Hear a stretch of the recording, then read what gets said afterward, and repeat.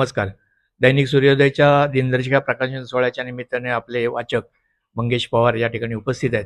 त्यांची आपण प्रतिक्रिया या ठिकाणी घेऊया. नमस्कार. नमस्कार. दैनिक सूर्योदय कोकण आवृत्ती न्यूज आज पाहिला आपण. कोकण संपादक भरत सरपरे साहेब तसेच सगळे त्यांचे फील्डवर्क सहकार्य आज ह्या दैनिक सूर्योदयाचं आज प्रकाशन होतं आहे. चांगल्या प्रकारे आहे. आज पाहिलं मी पण त्याच्यामध्ये इच्छुक आहे काम करण्यासाठी की प्रत्येक तळागाळामध्ये की न्यूज पुरवली बातमी पाठवली जाते, ती सामान्य माणसापर्यंत पोचली जाते आणि ती वाचायला मिळते. आज ज्या घडामोडी घडतात आज पाहिलं आपण की जे वरचे न्यूज असतात त्यापेक्षा त्यांच्याच पावलावर पाऊल टाकून दैनिक सूर्योदय जे आहे ते आज खेडेपाड्यामध्ये जिथे जिथे काही घटना घडतात, आपत्ती असेल, काही उत्खनन असेल, म्हणजे जे जे काही चांगले असतील वाईट असेल, पण ती बातमी तळागाळामध्ये सामान्य माणसापर्यंत पोचते.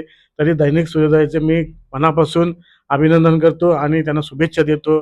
खरोखर चांगल्या प्रकारे आहे न्यूज आणि सगळे फील्डवर काम करणारे पण चांगले मनापासून आणि धावपळीच्या ह्याच्यामध्ये आपल्या अंतःकरणापासून वाटचाल करतात आणि प्रत्येक सामान्य माणसापर्यंत न्यूज पोचवतात.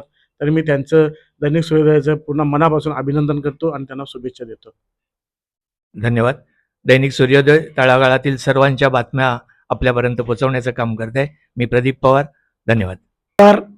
आज माणगाव विश्रामगृह या ठिकाणी दैनिक सूर्योदय या वृत्तपत्राच्या सह दिनदर्शिका 2026चा प्रकाशन राज्याचे मंत्री भरतशेठ गोगावले यांच्या शुभ हस्ते या ठिकाणी होत असताना दैनिक सूर्योदय मनामनात आणि घराघरात पोचलेला असताना आपल्या या ठिकाणी वाचक या म्हणून लाभलेले. आपलं नाव काय? माझं नाव आहे राजू तांबे. आपण राहता कुठे? मी राहतो माणगावमध्येच राहतो. तर आपल्याला एक विचारायचं आहे, दैनिक सूर्योदयबाबत आपलं मत काय असेल, म्हणजे वाचक म्हणून?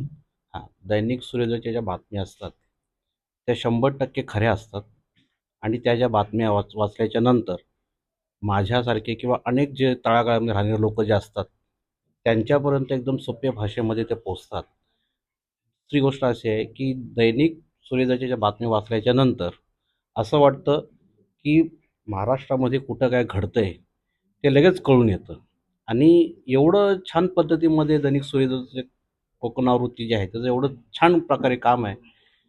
खरोखर भरत सरपरे जे सर आहेत त्यांना नमस्कार करावासा वाटतो की त्यांचे जे प्रतिनिधी आहेत ते सुद्धा आमच्यासारख्या लोकांपर्यंत आपल्या पेपरच्या माध्यमातून ज्या बातम्या पोहोचवतात ते अतिशय उत्तम आणि फार छान बातम्या असतात.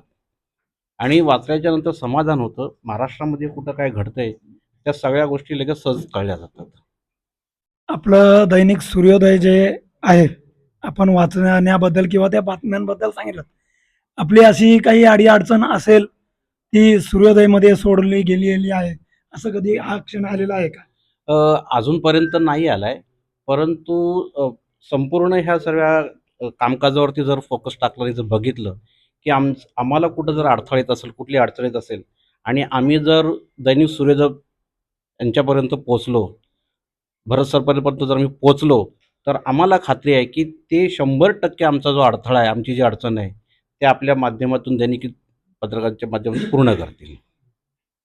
धन्यवाद. तर हे होते वाचक तांबे आणि उत्तर रायगड जिल्हा प्रतिनिधी नारायण म्हात्रेसह सूर्योदय रायगड.